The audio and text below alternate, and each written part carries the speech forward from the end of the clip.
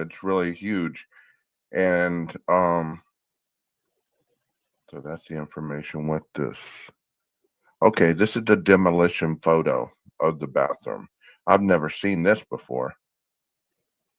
So they actually overhead the shower where it was located at on the demolition. That's pretty cool.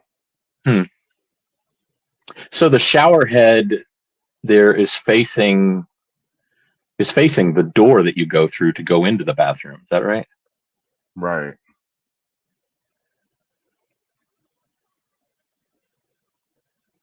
Yeah.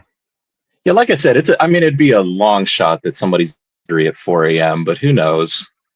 I know if I've got like a job in the next morning and I didn't do laundry, I'm throwing in like just a shirt and pants to wear the next day. But yeah, this was probably partying, as somebody said in the chat, not doing chores like laundry. I mean, but you just never know at this point. There's other things being said that are probably just as ironic, but not, I don't want to call any names, but that aren't really within this dimension of reality. This is speculation that Ethan was found here due to the ambiguous interpretation of the affidavit. Xana was found on the floor of bedroom 2B. So if Ethan, what do you think, Jeff? Do you think he was found out here, or do you think he was found? Because this is my thinking. Let me finish my thought, then I'll let you answer, okay? Because if the surviving roommates came down the hall, saw Ethan right here in the hallway, and then went and tried to open the door but couldn't open it, they would have called Hunter, said, "Hey, Ethan's not waking up." But wouldn't they have seen the blood? Right. Yeah. Even in this 3D model, I think when you go inside, it shows that the other possible location of Ethan is on the bed. But yeah, I assume, again, and the reason I assume, actually, Tom Van said he'd. Oh, you got a StreamYard link for him. Good. I assume that because the 911 call, I don't think said somebody's deceased. It makes me believe that they were on the other side of the door and they didn't know what kind of situation they were dealing with. They just knew that their roommates weren't coming to the door to open the door and they couldn't get in for some reason. Whether there's a body blocking the door or whether the door was locked, I don't know. But the whole actually no. Well, let me know when you think if I could share my theory about possibility of Ethan being in the bathroom when Xana was attacked. That closet is what brings it to mind. Yeah, because here's my thought process. To hide, especially if she came out. Okay, let's do the timeline here because that's essential in this whole thing. DoorDash was delivered around 4-ish, right? So 4-ish, she goes down, either grabs the DoorDash, comes back up. As soon as she grabbed the DoorDash, after she grabbed the DoorDash, didn't she say there's someone here? Well, yeah, the PCA says that it could be Kaylee perhaps saying that, or Xana. There's someone here. It does make sense that there's someone here. There's a DoorDash order here. There's someone here also makes sense if it's Kaylee. The dog has alerted Kaylee to someone across the hall, and she's walking across the hall, and that's what Dylan hears. There's someone here. So what I'm saying is this: okay, she got the DoorDash order. She's walking back into her room. By that point, the killer would have already supposedly been in the house 7 minutes after, right? So she would have already been in her room. So that would have been quite a bit of time for Ethan to be out of that room. You know what I mean? So he could have been showering. He could have, there could have been anything happening before he entered back into the room. as you're stating, right? That's interesting. I never thought about showering. I mean, that would be one thing that's would be easy to tell. I would imagine if he's come back out of the room, he's just showered. And they wouldn't necessarily put that in the PCA, but they surely could bring that up in trial. Those of you that are just coming in, okay, we're going which door are you talking about, Sergeant Friday? We're going with the second floor first. We're going with the second floor. The attacker going through the second floor first and then going upstairs. So this is also too. Can I correct something that I see a lot of people do, and I know it's not intentional, but Raina even did it here, because the PCA doesn't say the word here. It doesn't say it's okay, I'm here to help you, even though everybody says that's the quote. It's okay, I'm going to help you. The word here, when you put it in there, to me, that instantly sounds like it's not somebody that you're familiar with. It's like an officer. It works great for those that want to say, oh, the police did this and they set it all up and it's okay, I'm here to help you. Or it's just a twisted, demented thing a killer would say to somebody that's about to finish them off. But the word here doesn't appear in that quote in the PCA. Ronnie said, or they could have been having sex, you know. They finished up. He goes to clean up while she goes and grabs the DoorDash. She comes back up. The killer meets her in the closet, like you say, knocks her out or knocks her in the head with the K-bar. Ethan comes out of the shower. He's hiding behind in the closet, takes him out. And then here we go. You know, the whimpering, you know, the crying.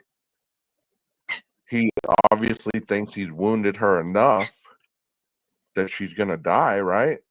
Because all these, I'd like to think that, you know, not to be morbid or anything like that,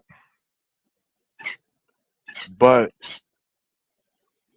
some of these individuals that were stabbed, I'm sure were stabbed and died almost instantly, while the others, unfortunately, didn't die as quick. I believe that Xana didn't die as quickly as Ethan did, based on the injuries that we've been told about. So, you know, he does what he does in here. I don't think Sergeant Friday is talking about Dylan's opening Xana's door. I don't remember hearing that. I don't picture Dylan ever being anywhere except in her own room. I don't know where, you know. I don't know what that is either. I think he's talking about she opened the door 3 times. Yeah, her own bedroom door, I think. Yeah. What about the things that when you're talking there, the things that come to my mind. Now Xana did a post. Now I'm trusting a website called Unfurl to calculate and determine when these TikTok posts that she did happened. She posted the word queen at 3:45 on someone's TikTok post, and at 4:12 she posted the words that never forget the foundation in the bathtub. So that's 4:12, and at 4:17, which is 5 minutes later, the light bulb camera next door to this house captures like a thud. So I'm trying to figure out the timeline wise, you know, if that's his car scene at 4:07, 30 seconds passing by the Linda Lane camera, what time do you think he's in the house? If that's him driving past the house at a kind of a high rate of speed. That's the kind of thing that I noticed too. The fifth pass by that camera is a high rate of speed going in, and then he's described as leaving the scene at a high rate of speed. But you think he's in the house by like what, 4:09 maybe? I don't know. The timeline is so minuscule. Like it has so many precise, almost down to the second. What I was thinking, what you said, as soon as she got the DoorDash, she came up and just started scarfing down on it.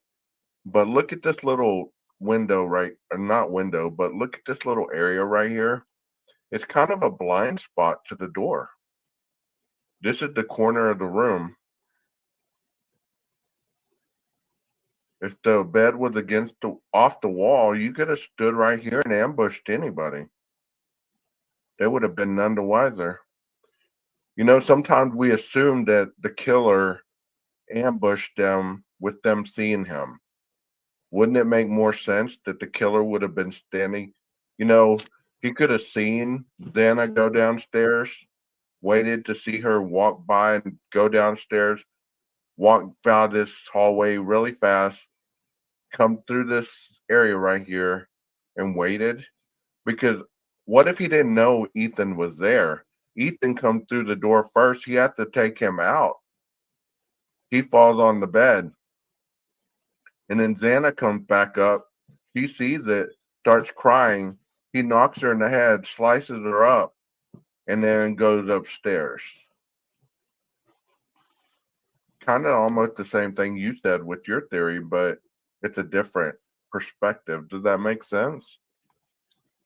Yeah, I think for me, the whole thing is that there's two surviving roommates that didn't hear anything out of the ordinary, other than, sounds like somebody crying and somebody saying, "It's okay, I'm going to help you." That sounds like a relationship thing going on between a boyfriend and a girlfriend. As a roommate, do you really need to get involved with that? Sounds like it's resolved, right? The last thing you heard was, It's okay, I'm going to help you.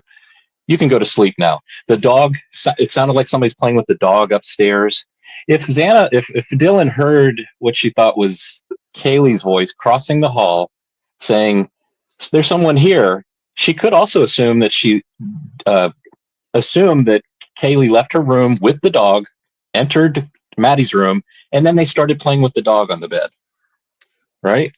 And so eventually that playing with the dog sound stops, and now she can go to bed. So third floor is resolved, across the hall is resolved.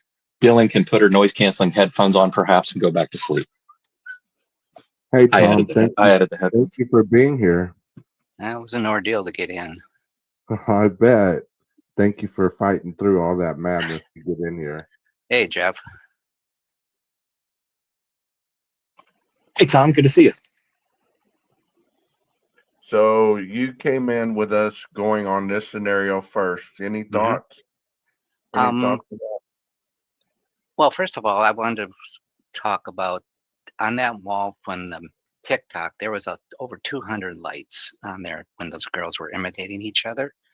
And that was on after the murders, and it was when they were filming from outside. So that Good Vibe Signs has a lot of light, but that wall behind the couch had over 200. That room was going to be lit up. He would have plenty of ways to see where he was going.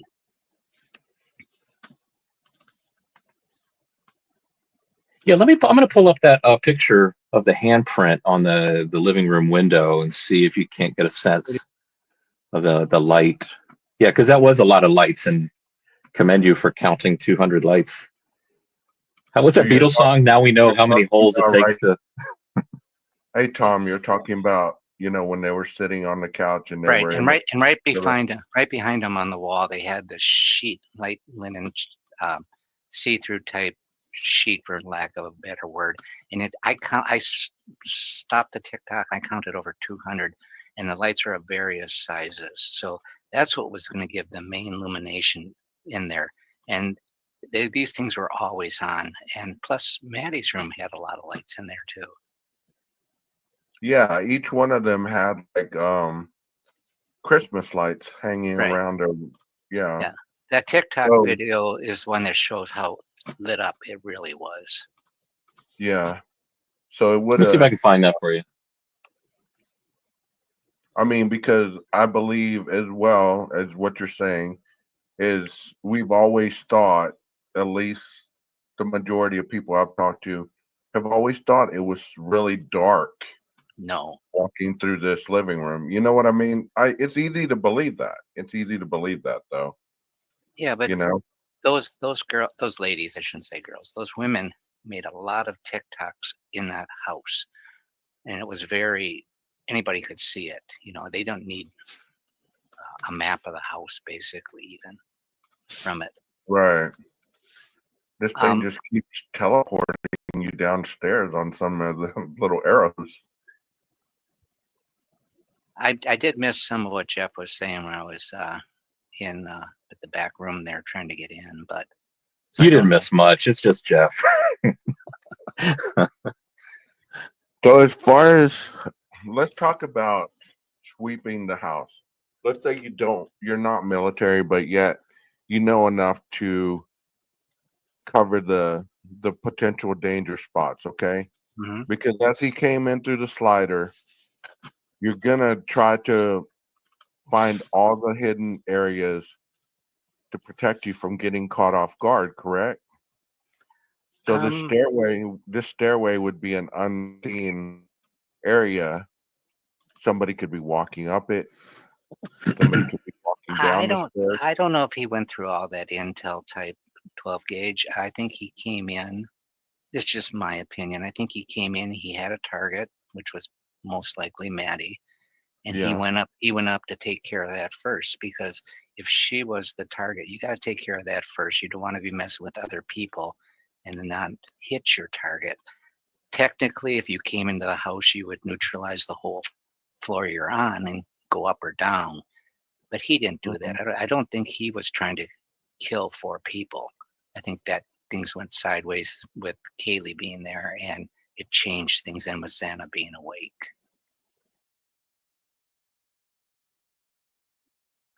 The first bedroom he stops at and opens the door, he sees no one there.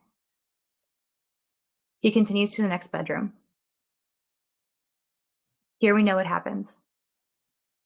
Downstairs, Dylan is sleeping. The noise from upstairs wakes her up. She thinks it's Kaylee playing with her dog. She gets up and goes to the door and looks out. She sees nothing there. The suspect then continues down the stairs about 3 minutes later.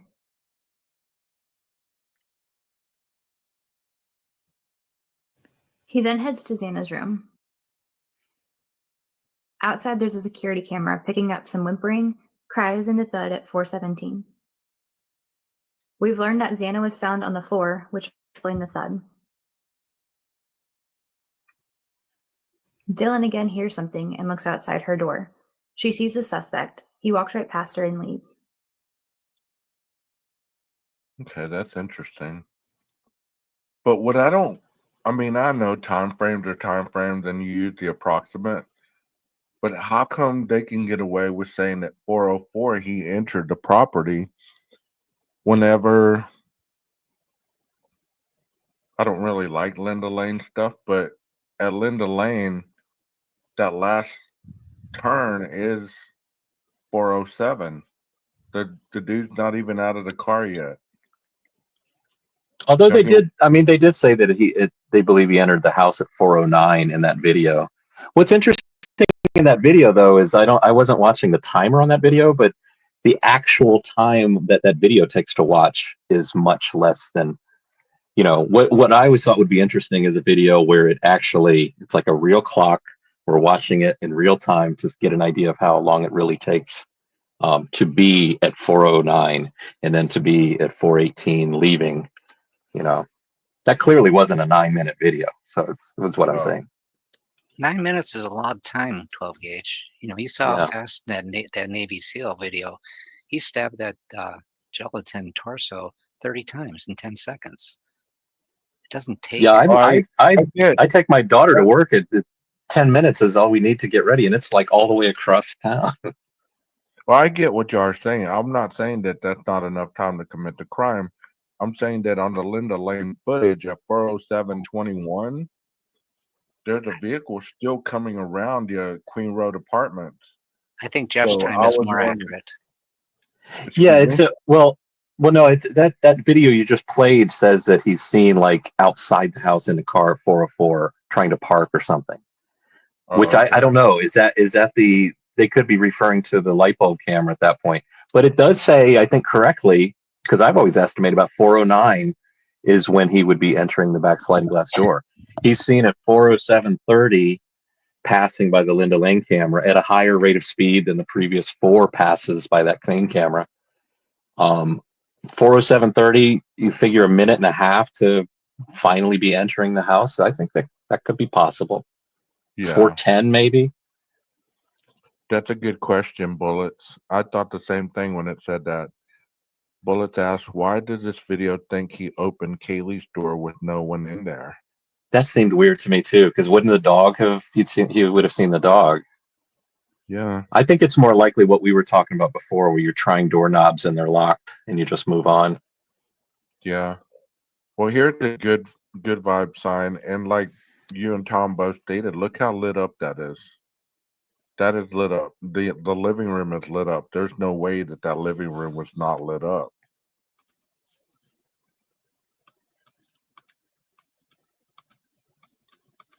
What do y'all think on that? I've got another photo here to wait. Let me see if I can share this with you. Oh, through the front window where you see the Saturdays are for the girls banner that's hanging on the wall. I think you really do get a sense of the direction of the light, of the 200 lights that Tom was talking about. So, okay, I just shared it with you. Okay.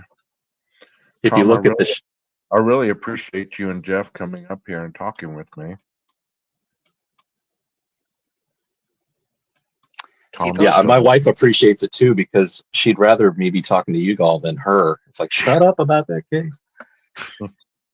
Yeah, that's those lights there. I think those lights are more significant than the good vibes sign. Yeah, if you look too, see the see the shadows. You know, the shadow is here, so obviously the light is coming from that direction. That's a shadow from those 200 lights that are hanging on this wall over here. And they've always been on when the forensic team from Meridian was there. You know, so I think that would be more significant. Plenty of light. Yeah. This you can see. This is got the evidence marker. This is during investigating. I think. I mean, could the lights have been turned on to help the investigator see? Yeah, but I don't know. That's the kind of thing we'd find out. Even if I was Ann Taylor, I would ask that question. Hey, could somebody else who'd been watching that house from the front had seen him walk by a couple times? You know what I mean? We just take for granted that there was nobody out walking their dog. You know, there was nobody just walking around, smoking a blunt, whatever. I mean, we take for granted. I'm going to say me because I can't talk for anybody else. I take for granted a lot of times. But I also visualized that there was more people out and about at that time of the morning trying to get home after being at a party, or, just walking around, heading over to your girl's house or whatever. And you look up and you see some dude walking across the room all in black. You would remember that, right? I would think so. Through that window, 12 gauge? Yeah. Well, I don't think he's in excuse me, I don't think he's anywhere near that window. No, but I'm saying just like walking by. Oh, they could surely look up and see something. Yeah.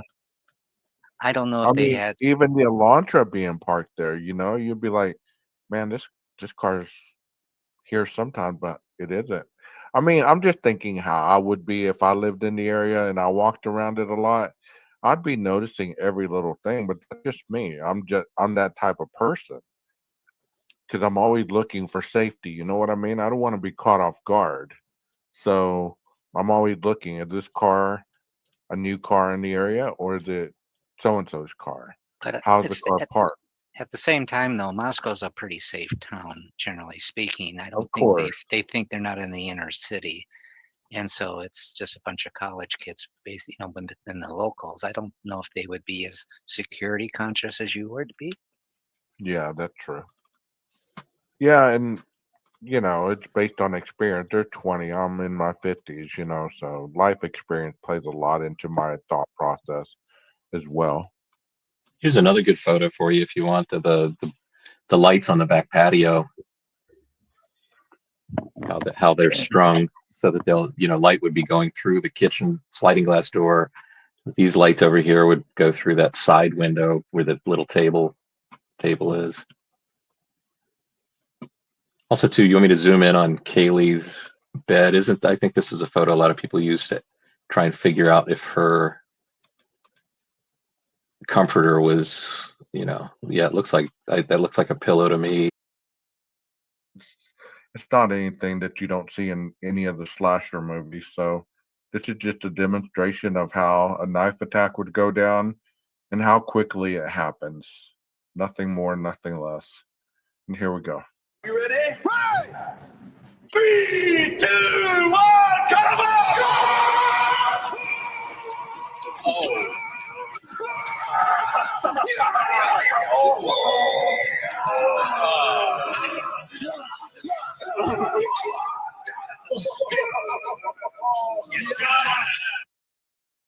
As you can see, I'm going to back it up a little bit where you see his whole body. As you can see the proximity and closeness of him and how much blood and where it's all at. It's all mostly at the front. Tom, you want to talk on this at all? Well, he's he's doing it very fast too, and they could have had comforters over him. He might have been off to the side. There's too much blood, but that type of blood too is going to dry pretty fast.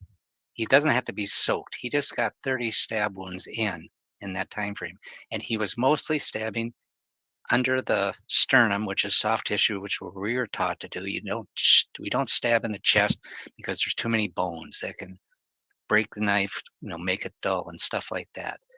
And he was doing the soft tissue. Soft tissue does not tire you out as much as if you're stabbing into the bones and stuff like that. So that's what we were taught to do. If he does anything on the chest that he's using slashing, I don't know why he would even do it. That's not going to be a fatal wound. But if you want to kill somebody really fast, you stick the knife in under the sternum, you push that knife handle down so it's perpendicular to the body, and you come up and it punctures the heart. It destroys the stomach usually or the diaphragm.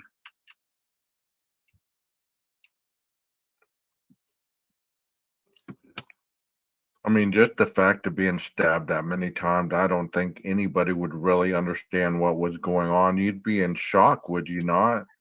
Oh, that person would be they'd go into shock extremely fast. I just don't see it. But I think what it does is that's on YouTube, by the way. I found it, 12 gauge. That just Yeah. shows you don't have to be a ninja, that you can get that many stab wounds if you're fast enough. Anybody in chat could do exactly what that man did. Exactly. There's nothing technique wise, like I said, if you want to do something one time and I think that with Kaylee, she was moving, she was fighting back, and I think he panicked, and hence the tears. He wasn't in control anymore that way. That's just my opinion. I mean, it's just very tragic to think. And that mannequin didn't have clothes on either. So, the clothing wouldn't have really mattered it wouldn't have mattered because the other day we saw the K-bar sliced through clothing, it's sliced through pork loin, it's sliced through a leather shoe, it's sliced through all this stuff and still was sharp enough to cut the meat. I mean, so to have an instrument of that magnitude to be that deadly, there's nothing that was going to stop that knife other than body armor probably, and then possibly, I don't know whether they're designed to cut through body armor or not. No, it's specifically made for killing. That's why the Marine Corps gave the specifications to K-bar what they wanted. And even the handle is the loops around the handle. Those are kind of oblong to prevent slippage. But we are always taught to keep our hand against that hilt or that guard. So you don't want you're not going to cut yourself. People usually get cut with people are using butcher knives or pocket knives or something, and their hand slips. That's where that comes from usually.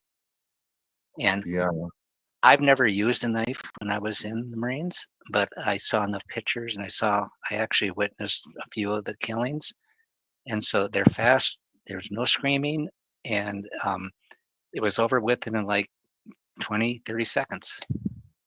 Wow. So this can be done. 10 minutes is a lot of time. Excuse me. If you sit there, just sit and imagine a person doing what we just saw, He could go through a lot of people. Now, how much stamina he has? Well, if it was Brian, he's 28 years old. He could do that. Right. And once again, but we have to see what the medical examiner has. And That's I'm going to ask this question. I'm going to ask this question not because I'm trying to sit here and, keep going with the gore and stuff, but I'm really curious. Had the other four have visualized what was going on and they got together to try to overtake him, do you think they would have managed to do so? Hard to say. If like I said, did he have a gun with him, a firearm, in case things Right. went sideways, and then he's going to win. You could possibly, did they have pepper spray? And like I said earlier, for my public service announcement, hit the panic button on your fob, keep it in your bedroom. He's going to panic now too, because now he has to get out of there. Right. And everybody's different. See, that's why you can't plan for all this different stuff. It's too hard to know what he could do. If Ethan was awake and they were all doing something and holding him off, yeah, they could have. I don't know how good of a fighter Brian was. Right. You know, Didn't he do the boxing stuff as well? well, early on? boxing and a street fight are two different things. You see Yeah. on YouTube, you see all these videos of these people, and it's just uncontrolled chaos. They're just wailing and their hands are going anywhere to inflict as many blows as possible. And that's why a lot of people use knives. Yeah. And nowadays, I don't know what the Marine Corps is teaching nowadays, but when I was there, we had a Navy SEAL and he taught us his way. Here's how to kill somebody real quick. And then throughout the training, I asked him, don't you have any moves that just disable people? And he said, no, the Marine Corps only teaches killing moves. We don't want that person alive. So, but all that stuff is online. You can find it. Of course. If you look hard enough. And that's why I think that it's possible. And I'm thinking that Maddie, Xana, and Ethan didn't have that many wounds even for this dummy. I'm thinking maybe more 10, 12, possibly. He could have met. I mean, because we didn't hear that the other two had a lot of wounds, not No. like the first two. So could he have been tiring out by the last two? You know what I mean? I vacillate on that 12 gauge because when you got adrenaline flowing in a situation like that, that's what your body is. You're super amped up. Right. And I don't think when I talked to people that were in knife fights, I said, what was it like? And they said, well, it felt like somebody was punching me, but it didn't hurt at the time. It was only when my adrenaline came back down that I felt it. Right. And then it hurt like hell. So you can, I don't know how much they had. And they make a big deal. Like I said in the earlier video with you, Steve said there was a big brawl or something, going on down there. Well, that doesn't, I don't know. And they fought back. How do you know they fought back? Is it defensive wounds? Is it Well, furniture? Here's the part of that people don't get as well. Whenever you've been drinking and you're cut, the blood's not going to clot as easily as it would if you were sober. So it's almost like you bleed out quicker when you've been drinking and you're being stabbed than if you were sober and your blood was able to clot even a little bit. You know what I mean? Yeah, it depends type of wound, how fast you bleed out too. A stab wound itself is going to be about 1.5 inches, but if you push the knife in and pull it down or rip, you're opening up a very long cavity that's going to bleed out, and your body's going to go into shock faster. Like I said, in the limited experience I had, people were dead within 20, 30 seconds, or at least unconscious. Right. Not fighting back. So I can't, there's so much stuff I can't say. I can just tell you that A, it's possible, and B, most people can do it. Just depends how fast you are, how much stamina you have. Do you believe that he waited to kill Xana last? Like, since she was still whimpering and crying, it only makes sense that she wasn't. I think he had to deal with Ethan first. Ethan's the biggest threat. Well, yeah, but seeing that she was the last one, do you believe that he kind of messed like a cat and mouse, playing with the prey before. I don't think so. I think he's wants to get out of there. I don't think he's going to sit around and, you know, carve him up per se. That's just my opinion. I think Right, he dealt with her. He dealt with Ethan, and he had to deal with her. She, according to some reports, I don't know if they're verified, she grabbed the knife. Just grabbing that K-bar once is going to cut you to the bone because there's not a lot of tissue there. And I right. think he might have been behind her, and she fell to the floor. You know, and Okay. how many wounds did he may have got her, stabbed her in the heart? You know, that's why that medical exam report is so important. But Yeah, I think he spent less time with Xana and Ethan than he did with Maddie and Kaylee. right, right. They And probably fought harder because they probably were awake rather well, than being surprised in their sleep. I don't. okay, picture this scenario that I think it was brought up by the coroner, and I could be wrong, so don't quote me exactly. Ethan, if Ethan was at the door, she said, somebody's here, he's going to get up to see it. If he took that knife, he's right-handed, and he slashed his neck on the right side and pushed him back, he's going to be pretty much done with for a while. Hmm. Now, and then I think he turned his attention to Xana, and she might have fought back somewhat, but what does it mean? You can have, like you just saw, you can have 30 wounds on defensive wounds, and it only lasted, what, 10 seconds? Right. We need to know more about what they mean by fighting back. And that's the problem. We just need to know much, much more. Like I said, any knife scene where a person is killed is bloody. And it's going to look like that person was just carved up. But sometimes that can come from 3 or 4 stab wounds. True. Where did you hit an artery? Did you stay away from an artery? If you're going to stab somebody in the slit their throat, you want to turn them over so you're behind them so that blood doesn't get on you. I had a friend when I was 16. He had his throat slashed, and I was there watching it. And that happens so fast, and they panic when your throat's slashed. It's a horrible scene to watch, but he died within 3 minutes, bleeding out. Oh my God. Yeah. So then, and I saw it in the Marine Corps, in domestic stuff, because that's what our S2 was in charge of, base security. We weren't part Right. of any like CIA type thing or anything like that. It was just that. And I saw the scene was really bloody, and we found only 3 stab wounds. Okay, go ahead and ask it. I'll put it up here. Go ahead and ask your question. We have a question from someone. I mean, we just showed some gory stuff. We're talking gory stuff. It's fine. I'm not worried about any of that. Go ahead and ask your question. Jeff, are you still here? I am sorry. I was clicking my mouse and trying to. I thought I could bring up like images for that. I was stuck on the unfurl thing, but I didn't get a good screenshot of my conversion from UTC time to PST, I think. So again, that's for a future video. I want to understand unfurl better than I do. I mean, I only understand it because somebody that understood it better than me walked me through it, and we came up with the results of 4:12 a.m. Right. Plus two, I think I don't want to dox that poor girl that is a friend of Xana's. Right. So. Much appreciated. If anybody would like to come up with and discuss what we're discussing and not really discuss other creators' theories, you're more than welcome to. The link is in the chat. I'll go ahead and put it in there. I'd like to welcome anybody who'd like to do that. Like I said, please make sure that you show your face first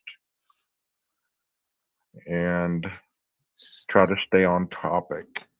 Did they, right now, did they ask the question, 12 gauge, about they wanted to ask a question about it's gory?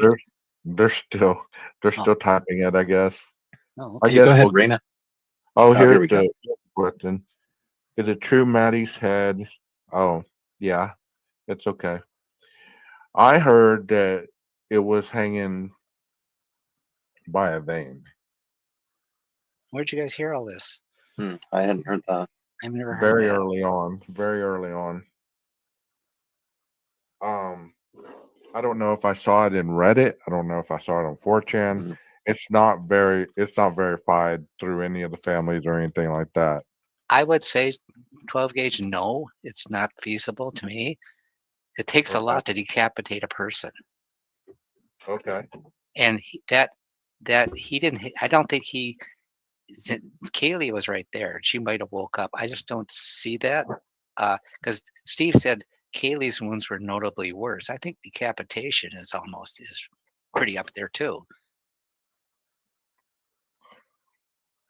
And Okay. I just I don't, I agree. don't I see it. agree with you. I know I heard it early on. I'm not saying that that's what happened. Isn't that Heather says that's from somebody else that said that started that whole I think that scenario. I don't think that we can. Yeah, they thought Ethan's hamstrings were cut too. That would all Yeah. start. That came from 4chan. I don't think Brian. There was also awful stuff I heard about, like innards of someone being hung from a ceiling fan. No. And I think it got a little out of hand with the untruths. Mm-hmm. No, back when ISIS was more popular, in the news, they would decapitate some of those people they caught, and they blurred it out, but it took a long time. Yeah. That you're cutting through a lot of stuff, and you're going to get an awful lot of blood on you doing that.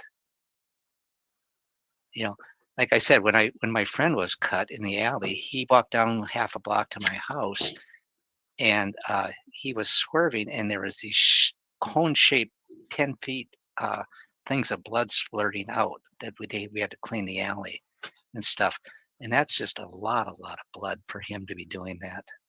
Mhm. Wow. My uncle got stabbed, and this is why I know what I said earlier. He got ambushed at this house. They had two guys hold him while the other guy broke a beer bottle, stabbed him with the broken beer bottle, twisted it. And my uncle had been drinking. He made it all the way back to my aunt's house, which is probably a couple blocks away.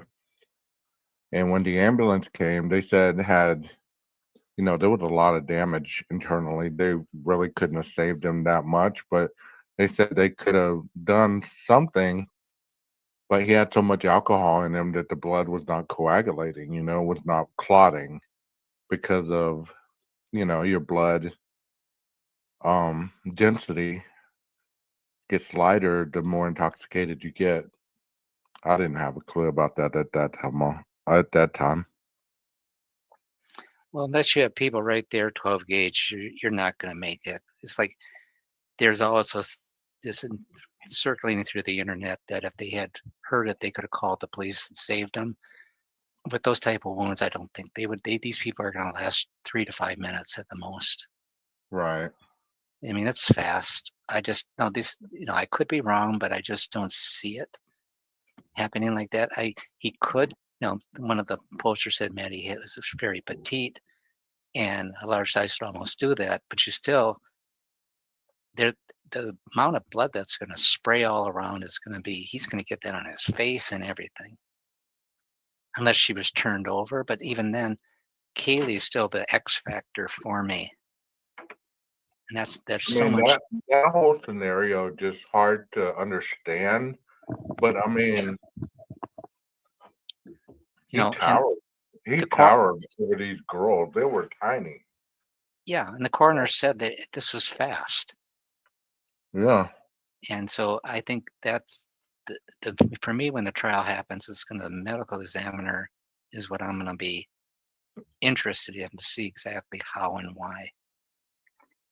But it's like we said, it's possible they could have done that. I mean, that just so many almost, it's almost like the butterfly effect. One little thing out of line, and this whole thing would have been so much different. You get what I'm saying? If Kaylee wouldn't have came home, she wouldn't have been convinced to come back, be the +1. She would have stayed home. She would have went on and did her deal. But that's Maddie, not how it was, that's not how it was written. And that's the unfortunate, you know? and if she didn't show, Maddie might have made her evening out different, Yeah. you know, and so forth. You know, anything could have changed with one person out of the scenario.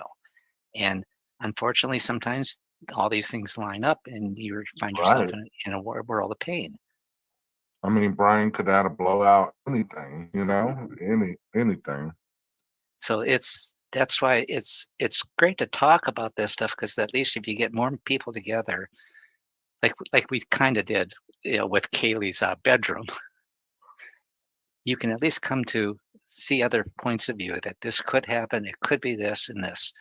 And when Mm-hmm. people say they had to be this, this, and this, I would say, how many knife fights have you seen? How many, you know, when you were there? Right. So I mean, even if you don't have firsthand information, I'm sure people know people who've been stabbed, you know, or they've been in close proximity. Usually people don't speak on things with definite unless they have, like you said, receipts to back it up. And I wouldn't see a professional. This is one thing I want to say, that to piggyback on yesterday's video, is I wouldn't see the law enforcement risking their careers, their reputations, and all that to try to plant I think that's ridiculous, trying to plant. DNA on a button snap. You know what they would, like I said, yeah, I was in chat. I wasn't up there with you guys. If they were really going to pin this on Brian, all right, all they had to do was take the blood from the scene. They had plenty of product, you know, for that. And then when they found out it was Brian, they take the blood and they put it in his apartment or car. And that's going to sway a jury more, in my view, than just touch DNA, because this puts him in both crime scenes. That'd be That the makes easiest. sense. That'd be the easiest way. And blood DNA is not touch DNA, so it's going to be You know, easier. I never would have thought about that. How Well, about you, Jeff? You would have thought about that? Yeah, no, that's a good point. That's a good point. Also, so that I had to point deal with that, with all the cases that was coming through my desk and stuff. makes me think too of like I can almost see like in one police department, if it's a corrupt police department, maybe they all cover each other's backs. But you've got Moscow police, Washington police, Pennsylvania police are involved, the FBI. I think there's all it takes is one good cop that says, I'm fine with turning in one of my fellow officers because look what they just did. And Yeah, but especially because they're outside of they don't work together in the same place. also, Jeff, is they would have to know where Brian was that night. Did they have a Right. file saying, "Oh, it's 12 o'clock. We got a call, quadruple murder. You know, pull out our file of the usual suspects." Right. So that's why it doesn't make sense to me. It's much easier to do it this other way. They could have somebody break into his place, put it where Brian's not going to see it. You know, just drops. You don't need a lot. Yeah, and his description has to magically match Dylan's description, the car, all the things to make that happen. Yes. Yeah, that's just I studied so much for the last 10, 15 years of the Kennedy assassination, of framing somebody and stuff, and how it has to do and go down. And that, if you can get through all that, this case is that hard for me, because that's what I would do. You have the blood product, you have a suspect, and then you put two and two together. Okay, we want this guy to do it. We know from phone records that he was out and about, you know, his phone was off, and we can do it. He doesn't have an alibi.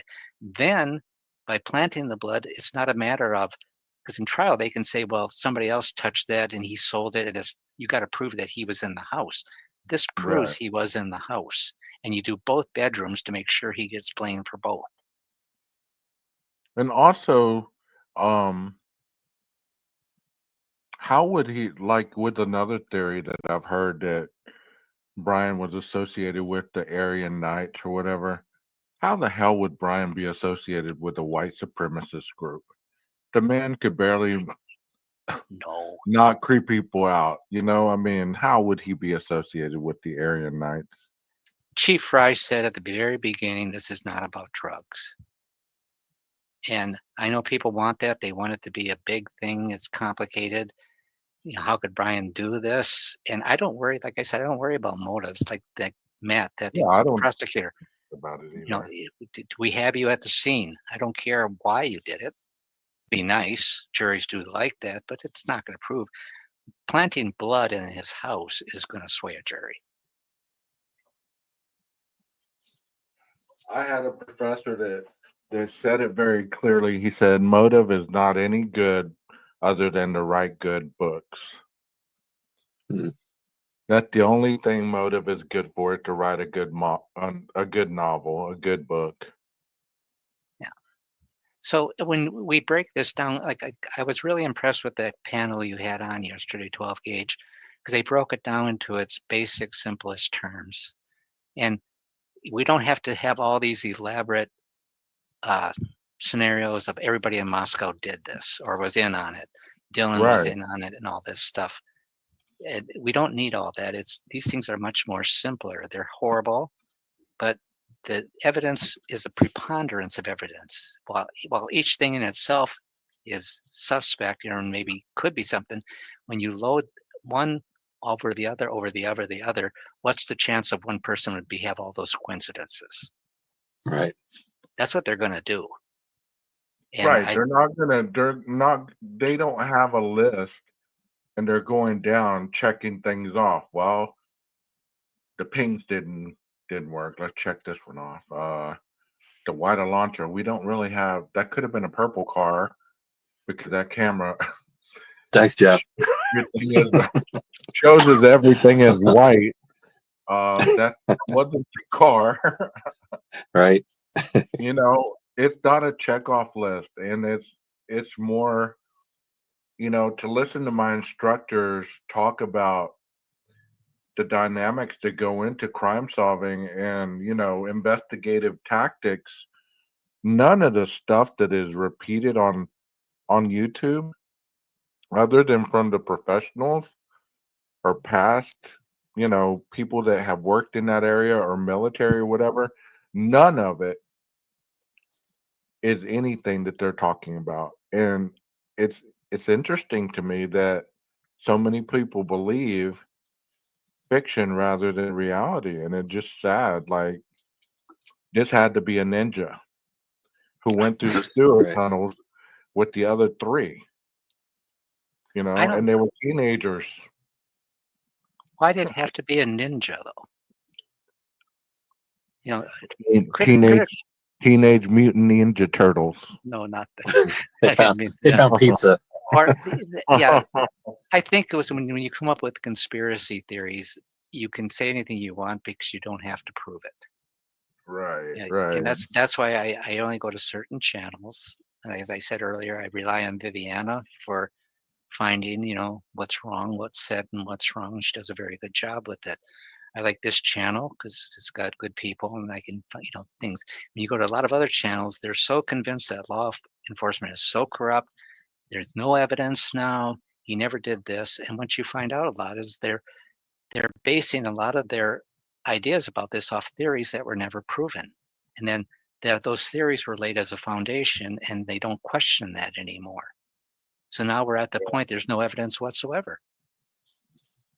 Yeah, I think there's a difference between getting the answer you want versus the answer that's plausible and that you've done some, you know, some real honest thinking about. Well, yeah. Hey, Yvonne, I've worked with people as well in the AB, and I don't doubt that. But if you're going to use Occam's razor, which is the most likely scenario with the least resistance, think about what are the odds of Brian running with the AB? If people are putting him up there on that pedestal where he's almost a genius and, you know, this and that and the other, what are the odds of him running with the AB? And then you kind of get to narrowing that down. You're like, well, that is silly. There's no way that they'd run with that dude. That's my way of thinking. I mean, I'm not trying to change yours, but you're right. There are times where, you know, the gangs do set up hits. You're right. That's not not without reason. I think what happened to 12 gauge is that during this time, there was a big bust with the Aryan Brotherhood up there in Spokane and Idaho and stuff like that. So people are going to jump on that. Oh, this makes much more sense. This was a drug killing. Maddie flushed $70,000 worth of product down the toilet, and nobody checks. Is that true? Now, and then that house is a drug house. Well, I'm certainly people take drugs, but like you said yesterday, what's a drug house like? Not that way. These kids were studying marketing. They weren't idiots. It would be Like like saying this. they had a It would broom be in that saying house. like this. It would be like saying this, Tom. You're sitting across the street from a hospital and you're telling people on the phone, you see all these people walking out of this place with bandages and bleeding and all this stuff and coughing. This place must be a butcher shop. Well, yeah. They're cutting people open and they're bleeding and they have gouges and they have gunshot wounds and all this stuff. They're coming out, barely alive. This can't be a hospital. That's why fact checking is so important if you can do it, what you can do, because you can rule out some of this stuff that's just ridiculous. To me, it's ridiculous. Yeah. And what's more makes me more sad in a sense is that people are believing it. Like the I'd be tunnels. very interested to know how often defense attorneys know a whole lot of the truth of the case with regards to information that's damning to their client and that they just keep quiet about. Because I don't know why, but I keep thinking about lately how much Brian's lawyers know. And I mean, I can't imagine. I couldn't do that job if I knew the truth about things. And of course, I'm assuming the truth is that it's not good for Brian and that he's the guy. But how do you go about looking people in the eye and standing up and speaking on things when you know, and two, being blonde and a woman like Anne is, and the victims, two of them being blonde. And it's funny because remember in 12 gauge, I think we were talking about it, how a lot of people were saying, well, she stood there, she put her hand on his shoulder and said he's innocent. And then you go look at the video, it's like, no, there's no physical contact there. She put her hand in his direction, but she did not touch him. Nor would I. We have nothing, just to be clear, this channel has nothing against blonde-haired people. Just to be clear. Thank you. Now we'll go on. Right. That's excuse me. That's right. It's just a minute here. You all right? Uh-oh. To me, don't be catching what 12 gauge has. No. Yeah, y'all make sure you put your mask on. I have, No, it's getting cold where I live, and so I gotta turn a humidifier on to help my lungs. Anyways, I understand that. That's why it's so important. All this stuff has to be vetted. What is true and what's not? Because if you don't do that, conspiracy theories will just run wild and get worse and worse and worse. Right. And if the Aryan Brotherhood was involved, show me the receipts. And and there's people that fact checked other channels, which I like. And yeah, I think that's good. Is this true? Was this said? Like, for example, the other day, it was said that Santa was at home eating pizza. There's nothing about Jeffrey Knoodle's 2 interviews where he said that. Nothing.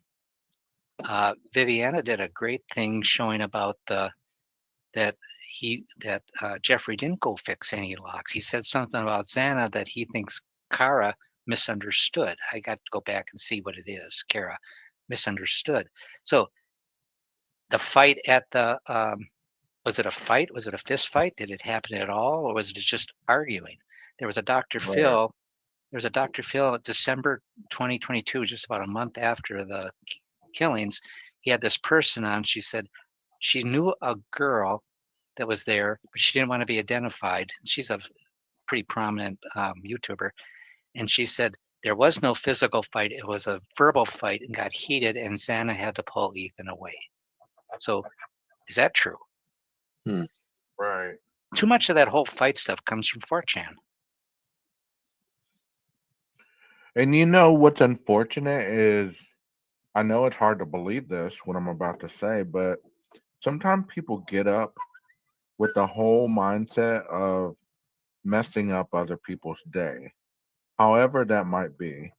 If I say the sky is blue, you're gonna be hell bent on trying to prove me wrong. The sky is purple and gray in your area of view. You know what I mean? And that's what the internet has given people the ability to hide and cause drama and hurt people unnecessarily. You know? Well, they're under pressure too to come up with new content all the time. Look at all of a sudden this big fury of Jack Showalter now because he was arrested for that bar fight. And now people are revisiting and saying that Jack did this or Jack did that, you know. And I remember reading the TikToks from his sister and his friend Annika, and they were talking about no, they debunked all that stuff, and yet nobody listened to him. Right. And so now Jack's back in the thing, you know. He was mad at the girls. Yet they leave out the part where he was waving to him goodbye as he walked farther down. Right.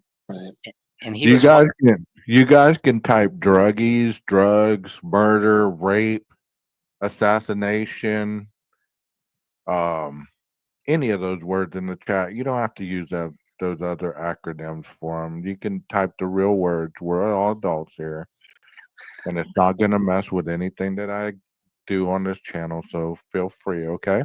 Just you're doing great. Appreciate you being here. Now back to the panel.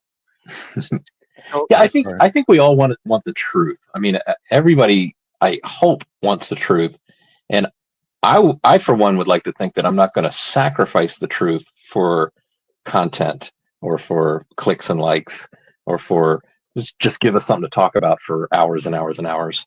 I think that the truth is more important, and I think unfortunately the truth gets tainted by where your passion is. If you have a passion to show what you believe that he's innocent, you know, that it's going to come out a certain way. If you're on the opposite side, you run the risk of that as well. But if you can try, I think we've all here praised the live stream that you replayed from Off the Cuff yesterday. I just love that they spoke from experience. They spoke calmly. They spoke about things that are plausible and most likely true, instead of things that are just, heard this and this I like this scenario, so I'm going with this. Or like even that thing of Dylan supposedly yelling, "Shut the fuck up." Did she really do that? Did she really do that? Or that she had to have heard all this screaming. Do we know that? No, none of that's there. And yet these are what people are basing their facts on, what they call facts. And we need more content creators that can be like that panel yesterday. They just spoke. Sometimes it's not as complicated as it seems.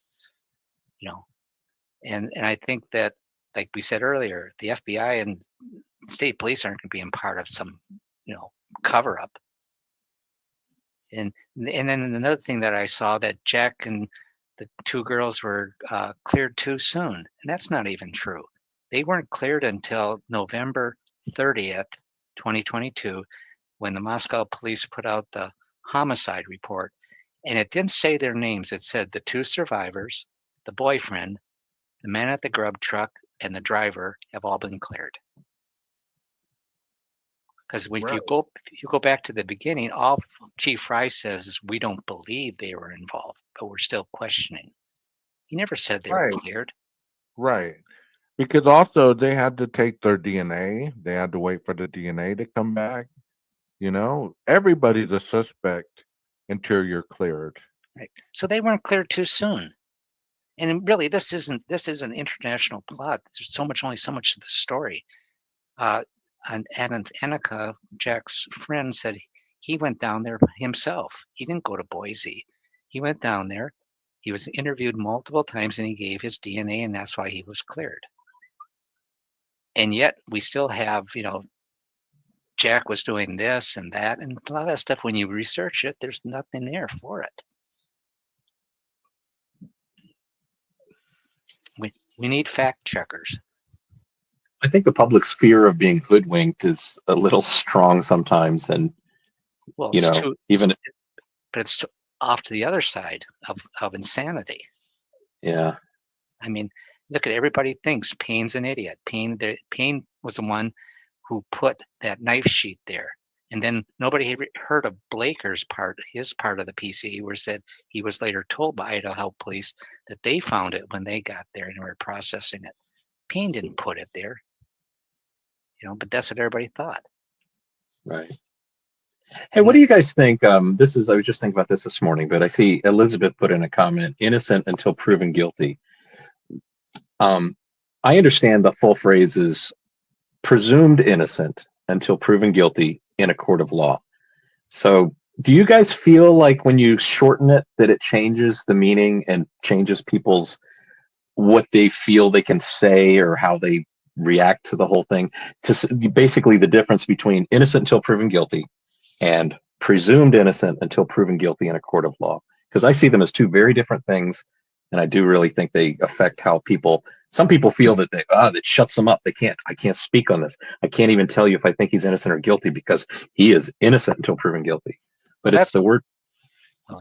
That's a legal term, though, that doesn't apply to people in chat. It doesn't apply to you and I. It just means I always heard you're presumed innocent until proven guilty. That's the full legal one I've heard. I could see you don't enter the courtroom as a guilty person. You enter the courtroom to have a fair trial.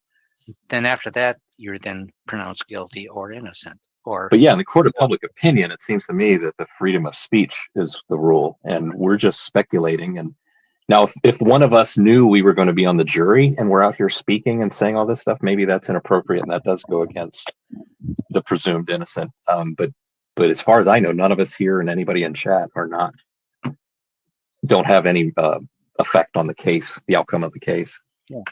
I myself, I think they have enough that they feel Brian is. I myself am more of a fence sitter because I want to see everything. I just want to see everything. I can lean a little bit to this way or that way, but I definitely got to wait and see what is the evidence. I mean, just like you were talking about earlier, Tom, with the OJ case, there were so many times during that trial I kept flip-flopping in my head. And had there been internet and everything back then, man, I don't know what I would have thought. But toward the end, I thought, you know what, even though the glove didn't fit, I believe that he did it. I don't know why I had that feeling, and I loved the Juice, he was a likable guy, but for some reason, his history spoke more volumes to me than the person that we see under the football field or in the commercials. You know what I mean? What convinced me about OJ was the broom ankle shoes. Nobody can afford those except for somebody with money. And then it just didn't line up. I don't think he went there to necessarily kill anybody, but he did. Because if he was there to kill somebody and he had to be back at Rockingham for that guy, I think it just happened. And he was careless. He got himself cut and he was dripping blood. And they found some stuff in his truck, and that's just the way it was. But the whole thing of motive for that, and then the shoes were the clincher for me.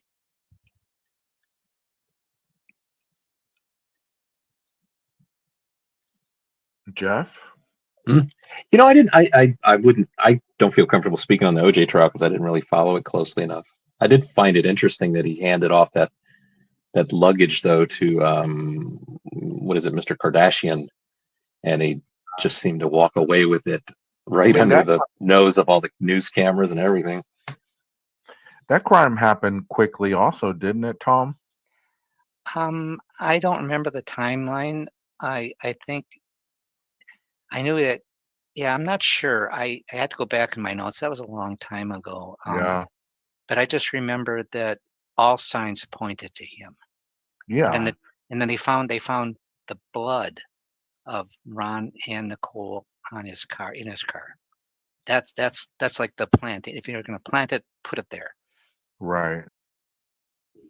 People have torn that thing up and down, like dissected it, trying to find inconsistencies, trying to say, well, this is not what Dylan would have said. She's a 20-year-old kid. She doesn't use this kind of language.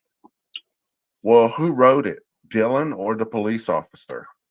Payne wrote You it. get what I'm saying? Yeah, Payne wrote it. He wasn't. Right.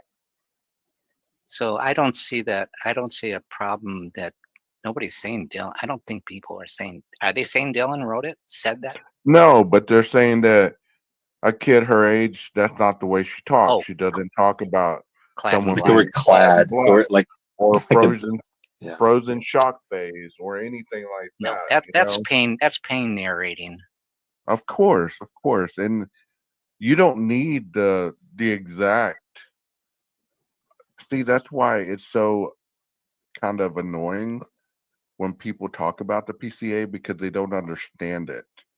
They think the PCA is a list of evidence that's going to be presented only in court to show innocence or guilt, and that's not what it's for. The PCA is a probable cause to get an arrest warrant, a probable cause that is written in a way that shows the judge that this is more than likely the individual that had either a part of the crime or was more than likely the perpetrator. Nothing more, nothing less. All the And when little ins and Mhm. outs of it, or how it was spoken, or what they left out, what they put in. You know, I read a affidavit last night that was 15 pages long, and it was more detailed down to the ink spot of how they got that individual, and they don't even have a body. So, you know, to say that this wasn't enough evidence to arrest this individual, it just, in my opinion, foolish mindedness because there's plenty of evidence in that PCA. There was more speculation at some points. Like, you know, he could have written it like in the affidavit that I read last night. He was talking about the individual turning his phone off and locking it down and how they figured that out. He didn't say in his time as a police officer, this would indicate that the person committed a crime by turning off his phone. That was opinion in Payne's PCA, but in this other PC or affidavit, he didn't say any of that. He said through his training, through digital technology and all this stuff, this is how they had the understanding that this is what was going on at the time. It's all about wording. I mean, the PCA was written by an individual, obviously, who hadn't had very much experience in writing it. So let's cut the dude some slack. He fucked up on some of the areas, and let's move on with it. I mean, because the PCA is not going to solve your crime, no matter what you believe or think. You can read that thing 100 times a day, and you're still not going to know any more than everybody else who's reading the same document. Yeah, I think you know, they give it a hard time. And the use of the word clad, that somebody Dylan's age wouldn't use the word clad. But if Dylan were to say, well, I think he had a black hat, a black mask, black coveralls, I think maybe even black shoes, I could see Officer Payne saying, oh, so he was clad in black. All clad meaning all black, nothing. You know, he's dressed. It's just it seems like a quicker way to say. But yeah, I do agree that I think Payne needs to be cut a little slack. You know, on that PCA. It got the arrest, which is what they were, you know, the purpose of it. So, Right. you know, But this is the Well, problem. This is the problem too, 12 gauge and Jeff, is that there's so little out there. For example, not deviating, but we have the Linda Lane, and now everybody's got the whole murder all in Linda Lane. That's all they have. And the same with the PCA. Now everybody thinks there's no evidence because they think the PCA has been debunked. And so now they want to free Brian, or all these conspiracy theories are happening because they're grasping onto the smallest thing that they do have, and that's going to solve the crime for them. Right. I also believe, just very quickly, because I don't want to get into that discussion very much, not right now. The kinder that we view this crime, the easier it is for us to say that the wrong man is in jail right now. If you actually put the potentiality of someone going into this home as we're viewing today and killing 4 people and then walking out, getting in their vehicle and taking off, then you'd really be able to manifest in your brain that something tragic did happen. And those smiling faces that you see all over, plastered all over media, are no longer alive. They're no longer smiling. Then you could actually, if only for a second, tell yourself, hey, could he have possibly have done this? You wouldn't need motive. You would just need your analytical thinking to say, I'm going to give myself the benefit of the doubt that this could be the guy. Yeah, Yeah, I agree. I don't. Oh, go ahead. Yeah, I agree with that too. I don't see is it damaging to Koberger? I mean, the thing is like, imagine your Koberger. Is there part of you that thinks, well, they're talking, they're trying to figure all this out, and they have speculative thoughts, and they're looking at this evidence. At least I've got a beating heart. My heart is still beating. I've got a chance at this. I mean, the victims are gone. Their hearts are never going to beat again. So in the process of exercising our freedom of speech to just speculate on this, because he is presumed innocent in a court of law. He's presumed. We're presuming, which means when you make presumptions, we don't have all the information, but we're going to presume. So that's all we're doing in conversing about this, is trying to see. And I think it's a mistake to be completely convinced he's innocent.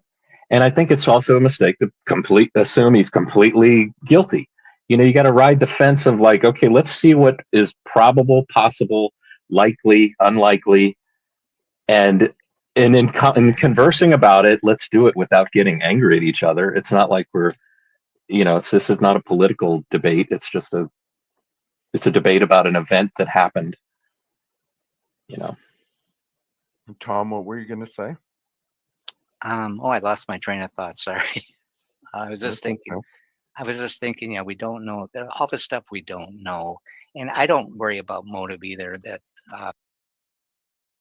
live you did yesterday with those 4 people, 12 gauge, Mhm. that prosecutor, Matt, he said he doesn't care about motive. He just cares did you do it?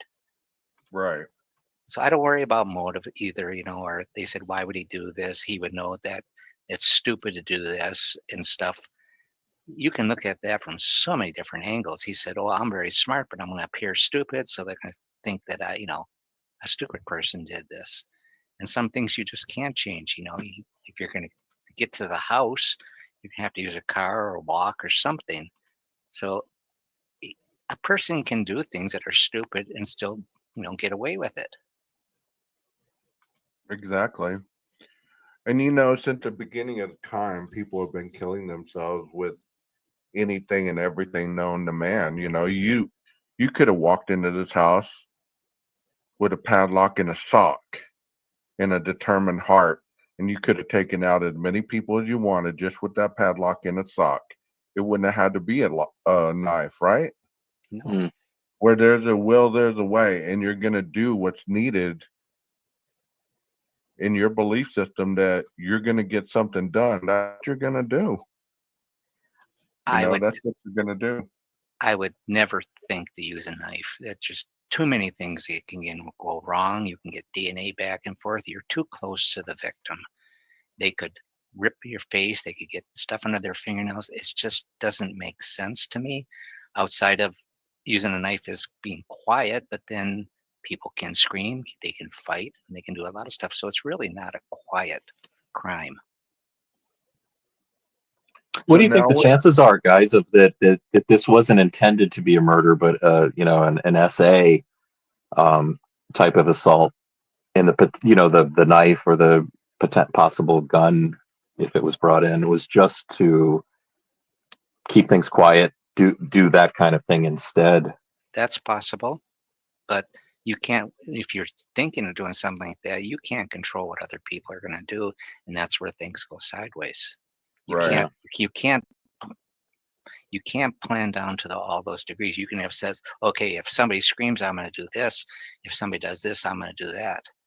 And Kaylee had more wounds according to the reports we have. To me, it's not because she's the target. To me, it's just because she woke up and he had to deal with something he really wasn't prepared for. Right. No, I believe as well that, if you were going to hit any of these girls, whoever you viewed as a target, they worked, they went to the university, crimes are committed anywhere and everywhere. You want to take somebody out, you're going to assault them, you're going to do whatever. You're going to, he could have kidnapped one of them and went and done what he did and, threw her body somewhere and they may have never found him. Yeah. The fact that they were in the house means that whoever did this thought it was plausible to contain the environment rather than risk trying to get caught kidnapping or even doing this crime out in the open. So let me ask you too, if you guys were the killer, for example, what would you do? How would you plan this out? Just for the record, I'm not a killer. I've never been a killer. I'm not premeditating any murders or anything like that before I answer this question. He's just a guy with interesting thoughts about a padlock and a sock. I never even thought of that. Depending on who I was going into that house to either assault or even just to watch. Because who's to say he didn't just watch? You see enough movies and documentaries and stuff where the first couple times they don't go in to kill. They go in there to stand there and watch you sleep. They go in there to watch you take a shower. They go in there to get as close to you without you noticing them. But let's throw that somewhere else. But if I was going to do this, because you asked a question, I would have whichever one was the target. I would have used some chloroform, knocked her out, put her in my vehicle, driven to an isolated area, done what I did. And if she saw me or didn't see me, I would blindfold her during that situation. And I might let her live, depending on whether she saw me or not. My belief on if I left any DNA on her or anything like that. Or I might just kill her if I was at that point where, hey, I already broke one law that I'm going to get potentially 99 years to life on. I might as well run the gamut and ride the lightning. You know what I mean? Mm-hmm. But one other thing before I let Jeff answer this, also, if I was going into that home, I would be going in full force. I wouldn't be doing half-ass shit. I wouldn't be thinking. I would be like, okay, I got my knife. Let's roll. Let's rock and roll. Let's do what we need to do. Whoever the first one is, that's the one I'm going to take out. And then if I enjoyed it and the other one came in, then be like, oh man, that was even more of a rush. And then as I'm going down the stairs, I run into this big dude who thinks he's about to take me out. I'm already on my adrenaline dump. So I'm rocking and rolling. I'm going to take him out. And here comes this little girl trying to jump on me. Well, guess what? I'm going to take her out too. And by that point, you're just so amped up, just like you're playing a game of football or baseball or basketball. When your adrenaline is running that hardcore, you don't feel anything. You don't hear anything. You don't see anything but the focus of what you're trying to do. And then I would have wiped the knife on my Dickies and walked out the door. Got in the car, probably yelled out loud, "Woo!" and drove off. And I'm not trying to be morbid at all, but that Right. you asked, so that was my role playing there. What'd you do, Jeff? I don't